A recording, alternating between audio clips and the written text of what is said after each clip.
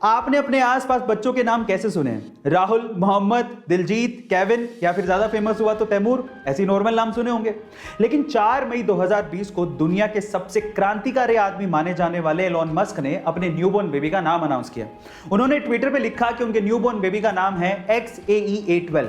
लेकिन बाद में खबर आई कि कैलिफोर्निया स्टेट ऑफ अफेयर्स ने इस नाम को रजिस्टर करने से मना कर दिया, क्योंकि इस नाम में एक न्यूमेरिक, एक नंबर है 12। कोई और होता तो इस नाम को बदल देता, लेकिन एलोन ने लगाया दिमाग। उन्होंने 12 को रोमन में लिख दिया और अब नाम क्या हो गया? अब नाम हो गया XAEXII।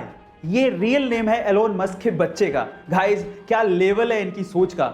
आपको ये फैक्ट जान के कैसा लगा चैट सेक्शन में जरूर लिखेगा और ऐसे अमेजिंग वीडियोस के लिए शेयर, सब्सक्राइब एंड लाइक। मिलते हैं अगली वीडियो। गाइस, मान लीजिए कि आप अपनी पीठ के पीछे बैग लटका के यूं ही कहीं टहल रहे, अचानक से गलती से किसी की बंदूक की गोली अगर आपकी तरफ आ जाए तो इन दैट केस अगर आपके बैग में एप्पल का मैकबुक है तो आप बच सकते हैं। मैं ऐसा क्यों कह रहा हूं?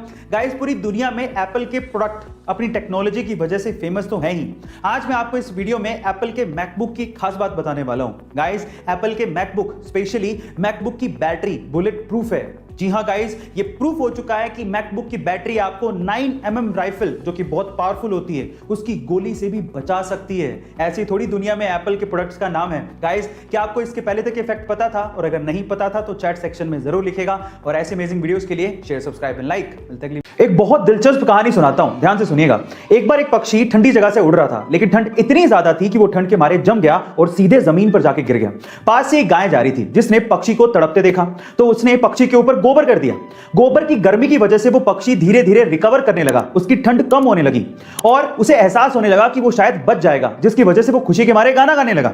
पर उसके गाने को गलती से किसी बिल्ली ने सुन लिया। बिल्ली ने देखा कि आवाज कहां से आ रही है, तब उसे समझ में आया कि गोबर में एक पक्षी है जो गा रहा है। तो उसने गोबर से पक्षी को बाहर निकाला और खा गया। अब इस स्टोरी का मोरल क्या है, ध्यान से सुनिएगा। पहला, जरूरी नहीं है कि जो आप पे गोबर करे या आपको कष्ट दे वो आपका दुश्मन है। दूसरा, जरूरी नहीं है कि जो आपको गोबर से बाहर निकाले या कष्ट से बाहर निकाले वो आपका दोस्त ही है। और तीसरा, जब भी आप गोबर के अंदर हो यानी कि कष्ट में हो तो अपने मुंह को बंद रखना चाहिए। गाइस, आपको ये स्टोरी कैसी लगी कमेंट सेक्शन में जरूर लिखेगा और ऐसे अमेजिंग वीडियोस के लिए share, subscribe and like. Rajinikanth को साउथ में थलाइवा क्यों कहा जाता है? एक इंसिडेंट से समझिए। यह बात है 1992 की, जब रजनीकांत सड़क से अपनी कार में जा रहे थे। अचानक से ट्रैफिक वाले ने वहां पर उनकी कार को रोक दिया और रजनीकांत को कहा कि आपको यहीं ट्रैफिक में ही इंतजार करना पड़ेगा, आधे घंटे में सीएम की गाड़ी आ रही है।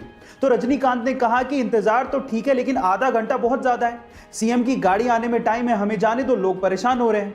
लेकिन ट्रैफिक पुलिस वाला नहीं माना, उसने कहा कि नहीं, आपको इंतजार करना पड़ेगा।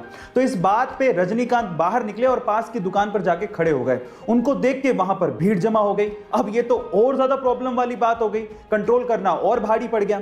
तो इस बात पे ट्रैफिक पुलिस वाला रजनीकांत के पास गया और उन्हें कहा कि प्लीज आप यहां से जाइए। तब रजनीकांत ने कहा कि यही तो मैं कह रहा था कि मुझे जाने दो भाई, इंतजार करना तो ठीक है, लेकिन आधा घंटा बहुत ज्यादा है। गाइस, आपको ये घटना को सुनकर कैसा लगा चैट सेक्शन में जरूर लिखिएगा। राजीव गांधी जब इंडिया के प्राइम मिनिस्टर थे तो वो चाहते थे कि हमारा देश 21वीं सदी का देश बने, लेकिन ये तभी पॉसिबल था जब हमारे पास सुपर कंप्यूटर जैसी टेक्नोलॉजी होती, जो कि उस समय सिर्फ यूएस जैसे विकसित देशों के पास ही थी। तो वो यूएस गए और वहां के प्रेसिडेंट को कहा कि आप हमें ये टेक्नोलॉजी प्रोवाइड कीजिए, लेकिन वहां के प्रेसिडेंट ने साफ मना कर दिया।